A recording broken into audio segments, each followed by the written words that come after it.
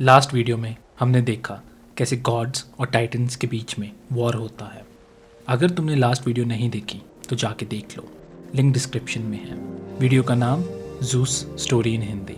Zeus जो कि God's का किंग था, वो गॉड्स को वॉर में लीड करता है और गॉड्स फाइनली वॉर जीत जाते हैं। गॉड्स हारे हुए टाइटन्स को टार्टरस नाम की एक पिट में कैद कर देते हैं और ओलंपस नाम के माउंटेन पे बैठकर दुनिया पर राज करते हैं। गॉड्स के लिए आने वाला समय बहुत ही अच्छा जाता है और गॉड इस समय में बहुत प्रॉस्पर करते हैं। फिर जाके एक ऐसा समय आता है जिसमें गॉड्स को अपनी जान बचाने के लिए ओलंपस से भागना पड़ता है। तो चलो सुनाता हूँ मैं तुम्हें आगे की कहानी और बताता हूँ कि कैसे गॉड्स का अच्छा समय बुरे में बदल गया। कहानी वहीं से शुरू करते हैं जहाँ पे मैंने लास्ट वीडियो एंड की थी। गॉड्स जब वॉर जीत जाते हैं तो ज़ूस अपने दोनों भाई पोसाइडन और हेडिस को बुलाता है और अपनी पावर्स उनके साथ शेयर करता है। वो हेडिस को अंडरवर्ल्ड का रूलर बना देता है जहाँ पे लोग मरने के बाद जाते थे। अंडरवर्ल्ड के ऊपर की दुनिया, ओशियंस और सीज का रूलर वो पोसाइडन को बना देता है और ज़ूस खुद ओलंपस पे बैठ के हेवन का रूलर बन जाता है। ज़ूस के साथ ओलंपस पे और भी गॉड्स रहते थे। ओलंपस के गॉड्स ज़ूस को हेल्प करते थे उसका किंगडम रन करने में। ज़ूस किंग बनने के बाद एक टाइटन जिसका नाम मैटिस था उसके प्यार में पड़ जाता है और मैटिस एक लड़की को जन्म देती है। इस लड़की का नाम वो एथीना देते हैं क्योंकि मैटिस गॉडेस ऑफ विस्डम थी और ज़ूस ऑल पावरफुल गॉड था। तो एथीना में दोनों की क्वालिटीज़ आ जाती हैं। एथीना बनती है goddess of wisdom and defences. एक दिन एक ऑरेकल जो कि भविष्य बता सकती थी ज़ूस को वार्निंग देती है कि ज़ूस को जो मैटिस से बेटा होगा वो ज़ूस से बहुत ज़्यादा पावरफुल होगा और ज़ूस के अंत का कारण बनेगा। ज़ूस ये भविष्यवाणी सुन के डर जाता है और मैटिस को मार देता है। ज़ूस एक बहुत ही रूथलेस और अय्याश गॉड था जो कि अपनी इच्छाएं पूरी करने के लिए किसी भी हद तक जा सकता था। ज़ूस की नज़र फिर एक हेरा नाम की गॉडेस पे पड़ती है। हेरा ज़ूस को बिल्कुल पसंद नहीं करती थी क्योंकि उसको ज़ूस की हिस्ट्री मालूम थी, पर ज़ूस हेरा को मना लेता है उससे शादी करने के लिए। हेरा और ज़ूस को एक बेटा होता है जिसकी शक्ति उम्र के साथ बहुत तेज़ी से बढ़ती है। इस बेटे का नाम एरिस था और ये बड़ा होकर गॉड ऑफ वॉर बनता है। क्योंकि एरिस बहुत ही ब्रूटल और रूथलेस था तो बाकी गॉड्स भी उससे डरा करते थे। मोस्ट गॉड्स एक्चुअली उसको बिल्कुल पसंद नहीं करते थे क्योंकि एरिस के एक्शंस गॉड्स वाले कम और डीमंस वाले ज़्यादा थे। ज़ूस जितना एथीना से प्यार करता था उतना ही वो एरिस को हेट करता था। एथीना और एरिस में भी काफ़ी वॉर्स होते हैं जिसमें एथीना हमेशा एरिस को हरा देती थी। क्योंकि एरिस इतना सैवेज और रेकलेस था तो वो एथीना के केयरफुली प्लान ट्रैप्स में हमेशा फंस जाता था और हार जाता था। एक्चुअली एथीना ज़ूस की सबसे बड़ी संतान थी तो वो सोचती थी कि ज़ूस के बाद ओलंपस का राज उसको मिलेगा, पर एरिस का सोचना कुछ और था। वो सोचता था क्योंकि वो ज़ूस का सबसे बड़ा बेटा है तो राज उसको मिलना चाहिए। एक तरफ ये सब चल रहा था तो दूसरी तरफ ज़ूस का एक और अफेयर चल रहा था एक और गॉडेस के साथ। ओलंपस पे एक लीटो नाम की गॉडेस रहती थी। ज़ूस लीटो को हेरा से छुप के मिलने जाया करता था। लीटो फिर एक दिन प्रेग्नेंट हो जाती है और उसको 2 बच्चे होते हैं, अपोलो और आर्टेमिस। हेरा को जब पता चलता है कि लेटो ने 2 बच्चों को जन्म दिया है और ये बच्चे ज़ूस के हैं तो वो गुस्से से पागल हो जाती है। वो एक टाइटन सर्पेंट जिसका नाम पाइथन था उसको रिलीज कर देती है ताकि वो लीटो के दोनों बच्चों को मार के खा जाए।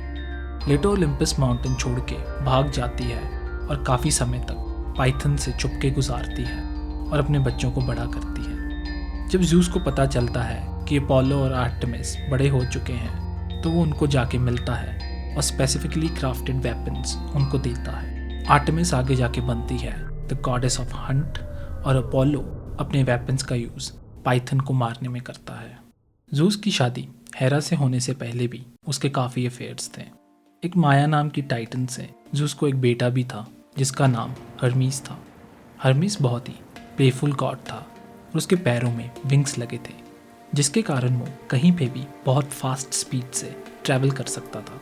हर्मीस चीज़ें चोरी करने में और खेल खेलने में बहुत ही माहिर था, इसीलिए ग्रीस के चोर उसकी पूजा किया करते थे।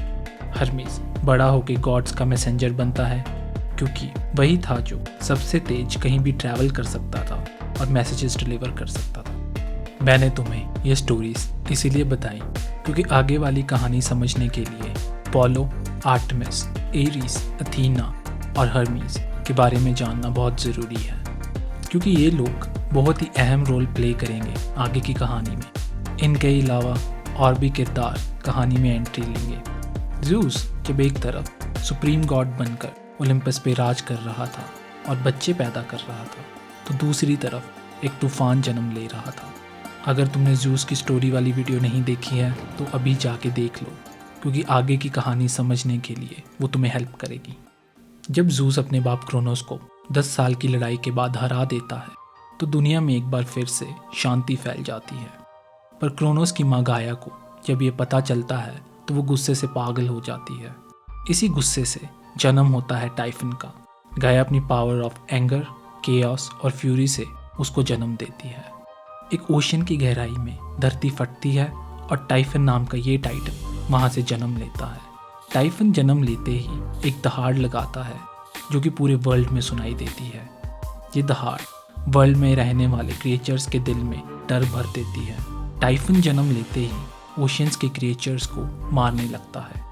वो अपने रास्ते में आने वाली हर चीज़ को डिस्ट्रॉय कर देता है। जब उसके रास्ते में पोसाइडन का टेम्पल आता है तो वो उसे भी तोड़ देता है। जब पोसाइडन को इसके बारे में पता चलता है तो वो गुस्से में आ जाता है और निकल जाता है टाइफन का अंत करने के लिए। पोसाइडन टाइफन को देखते ही उस पर अटैक कर देता है, पर वो कुछ ही समय में समझ जाता है कि टाइफन बहुत ही शक्तिशाली है। पोसाइडन अपना त्रिशूल टाइफन की छाती में गाड़ देता है और उसको नीचे पटक देता है। वो टाइफन को नीचे गिरा पड़ा देख के राहत की एक सांस ही लेता है, जबकि वो देखता है कि टाइफन फिर से खड़ा हो रहा है। टाइफन उठते ही त्रिशूल अपनी छाती से निकाल के पोसाइडन की तरफ फेंकता है। पोसाइडन त्रिशूल से बचने के लिए साइड में हो जाता है और जब वो मुड़ के देखता है तो टाइफन पीछे से उसको मार के गिरा देता है। टाइफन फिर पोसाइडन को पकड़कर काफ़ी बार ओशन की ज़मीन पर पटकता है और गॉड को काफ़ी इंजर्ड कर देता है। टाइफन पोसाइडन को मार ही देता, पर एक डॉल्फिन आके पोसाइडन को वहाँ से बचा कर ले जाती है। सारे गॉड्स ओलंपस पे बैठ के ये सब देख रहे होते हैं और हैरान हो रहे होते हैं कि टाइफन कितनी आसानी से पोसाइडन को हरा देता है। उनको समझ आ जाता है कि टाइफन को हराने के लिए उनको एकजुट होकर लड़ना पड़ेगा। टाइफन ओशन से बाहर आके ओलंपस की तरफ बढ़ने लगता है। अपोलो, आर्टेमिस और एरीज एक साथ टाइफन पे अटैक कर देते हैं ताकि वो ओलंपस तक ना पहुंच सके। अपोलो और आर्टेमिस टाइफन पे तीर बरसाने लगते हैं और मौका पाके एरीज टाइफन की पीठ में एक स्पीयर गड़ा देता है। टाइफन अपनी पीठ से एरीज का स्पीयर निकालता है और अपोलो के कंधे में उसको मार देता है और उसको इंजर्ड कर देता है। फिर वो एरीज और आर्टेमिस को पकड़ के धरती में पंच करता है और फाइनली एरीज, आर्टेमिस और अपोलो हार जाते हैं। जब ओलंपस पे रहने वाले गॉड्स टाइफन की शक्ति का नज़ारा देखते हैं तो वो समझ जाते हैं कि ये कोई आम टाइटन नहीं है। वो 4 पावरफुल गॉड्स को हरा चुका था और उन्हें पता लग जाता है कि अब उनकी बारी है। जो कि ओलंपस के लेस पावरफुल गॉड्स थे वो ओलंपस से भागने लगते हैं इससे पहले कि टाइफन उन तक पहुँचे। जब सारे गॉड्स भाग रहे होते हैं तो एथीना ज़्यूस के साथ खड़ी रहती है। इससे ज़्यूस को पता चलता है कि एथीना बहुत ही बहादुर थी और उसको बहुत प्यार करती थी। अब तक ओलंपस माउंटेन पे सिर्फ ज़्यूस और उसकी बेटी एथीना रह जाते हैं। वो दोनों मिलके लास्ट स्टैंड लेते हैं टाइफन के अगेंस्ट। टाइफन ओलंपस पे पहुंचते ही अपने मुंह से आग निकलने लगता है और सब कुछ जलाना शुरू कर देता है। एथीना को देखते ही टाइफन एथीना पे आग फेंकता है, पर एथीना अपनी शील्ड आगे कर उससे बच जाती है। टाइफन मौका देखते ही एथीना को पकड़ लेता है। ये देखते ही ज़्यूस टाइफन पे आसमान से बिजली गिराता है, पर टाइफन को कोई फर्क नहीं पड़ता। टाइफन फिर एथीना को पकड़कर बेहोश कर देता है। ज़्यूस की नज़र क्रोनोस के सिथ पर जाती है और वो उसका यूज़ टाइफन को अटैक करने के लिए करता है। वो सिथ से टाइफन की एक हाथ की उंगलियां काट देता है और फिर उसकी गर्दन काटने के लिए आगे बढ़ता है। टाइफन अपने दूसरे हाथ से ज़्यूस को मार के दूर फेंक देता है और उसके सिथ को ले लेता है। वो उससे ज़्यूस के पैरों के मसल निकाल लेता है ताकि जूस खड़ा ना हो पाए। फाइनली जूस टाइफन से हार जाता है। क्योंकि जूस इमॉर्टल था तो टाइफन उसको कैद कर देता है और उसके पैरों के मसल्स एक बॉक्स में रख देता है। वो अपनी वाइफ एकिडना को उस बॉक्स को प्रोटेक्ट करने के लिए देता है। फिर टाइफन मॉन्स्टर का रूप छोड़ के एक गॉड का रूप ले लेता है और ओलंपस पे राज करने लगता है। जबकि सारे गॉड्स हार मान चुके थे, तब भी कुछ गॉड्स और क्रिएचर्स थे जो कि जूस को छुड़ाने की प्लानिंग कर रहे थे ताकि एक बार फिर से दुनिया में गॉड्स का राज स्थापित किया जा सके। हर्मिस अपने दोस्त पैन के साथ प्लान बनाता है जूस को छुड़ाने के लिए। पैन एक निम्फ था तो वो एक गॉड जितना शक्तिशाली तो नहीं था, पर उसके पास भी कुछ पावर्स थी। पैन अपने गले से बहुत दिल दहलाने वाली साउंड्स पैदा कर सकता था। ये साउंड्स इतनी लाउड थी कि सुनने वाले के कान फट जाए। हर्मिस पैन को लेके ओलंपस पे पहुंच जाता है। हर्मिस क्योंकि ओलंपस का ही रहने वाला था तो उसको पता था कि कहाँ पे छुपा जा सकता है। वो दोनों छुप जाते हैं और रात होने का इंतज़ार करने लगते हैं। वो रात होते ही उस रूम के पास जाते हैं जहाँ पे वो बॉक्स रखा था जिसमें जूस के पैरों के मसल्स थे। वो देखते हैं कि एकिडना उस बॉक्स के पास बैठी है और उसको प्रोटेक्ट कर रही है। पैन अपनी पूरी ताकत लगाकर एक लाउड नॉइस प्रोड्यूस करता है जो कि एकिडना की तरफ फोकस्ड थी। एकिडना साउंड सुन के पैनिक कर जाती है और अपने कान बंद कर लेती है। मौका पाके हर्मिस पूरी तेज़ी से बॉक्स को चुरा लेता है और जूस के मसल्स उसको वापस कर देता है। फाइनली जूस अपने पैरों पे खड़ा हो जाता है। जूस, हर्मिस और पैन फिर वहाँ से भाग जाते हैं और जूस एक बार फिर से आज़ाद हो जाता है। जैसे ही ये खबर टाइफन को पता चलती है तो उसके मन में एक डाउट आ जाता है। उसको अपनी शक्ति पे तो पूरा भरोसा था, पर अपनी किस्मत पे नहीं। उसको लगता था कि उसकी किस्मत उसका साथ छोड़ रही है। तो इसी डाउट में वो सिस्टर्स ऑफ डेस्टिनी मोयराय के पास जाता है। कहानी आगे बढ़ाने से पहले चलो जानते हैं सिस्टर्स ऑफ डेस्टिनी कौन है और उनका ग्रीक मैथोलॉजी में क्या महत्व है। सिस्टर्स ऑफ डेस्टिनी 3 बहनें थीं और मोयराय नाम के नाम से जानी जाती थी।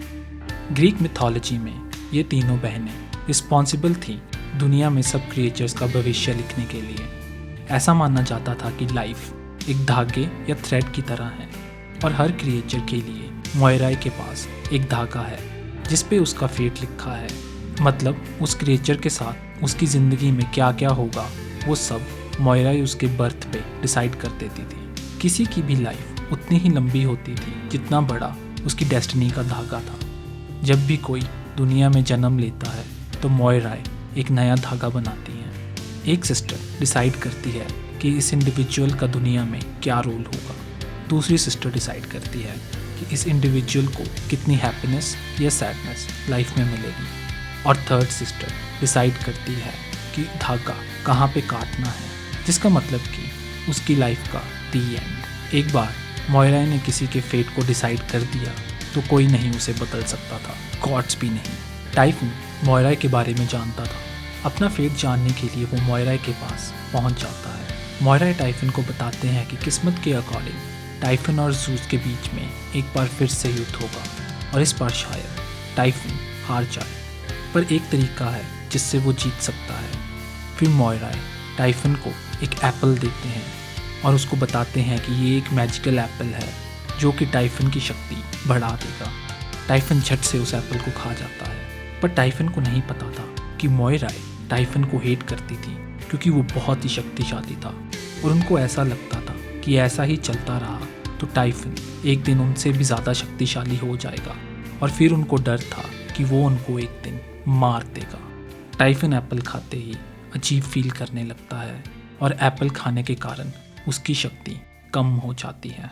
उसी समय जूस वहाँ पे पहुँच जाता है और अटैक कर देता है टाइफन के ऊपर। इस समय क्योंकि टाइफन की शक्ति कम हो चुकी थी इसीलिए जूस उसको टक्कर दे पा रहा था। टाइफन एक बार फिर से मॉन्स्टर का रूप ले लेता है जूस से लड़ने के लिए। टाइफन जूस पे बहुत से अटैक करता है पर जूस हर बार बच जाता है। टाइफन इतने अटैक्स करने के बाद थकने लगता है और जूस मौका पाके अपनी पूरी शक्ति से एक लाइटनिंग बोल्ट फोकस करता है और टाइफन पे रिलीज कर देता है। टाइफन इसी अटैक से घायल हो जाता है। जूस को पता था कि टाइफन को मारा नहीं जा सकता क्योंकि वो भी उसकी तरह एक इमॉर्टल था। ज़ूस अपनी ताकत लगाकर एक बड़ा सा पहाड़ टाइफन के ऊपर रख देता है ताकि वो हमेशा के लिए वहीं पे कैद हो जाए। टाइफन क्योंकि एप्पल खाने के बाद बहुत कमज़ोर हो चुका था तो वो माउंटेन के नीचे दब जाता है। तो ऐसे ज़ूस टाइफन को अंत में हरा देता है। ऐसा माना जाता है कि टाइफन आज भी उस पहाड़ के नीचे कैद है और वो पहाड़ आज एक एक्टिव वॉल्केनो बन चुका है। जब भी टाइफन को गुस्सा आता है तो वो वॉल्केनो लावा उगलता है। ये वॉल्केनो का नाम एटना है और वो आज भी एक एक्टिव वॉल्केनो है। तो ये है कहानी टाइफन की और कैसे किस्मत के कारण वो हार जाता है।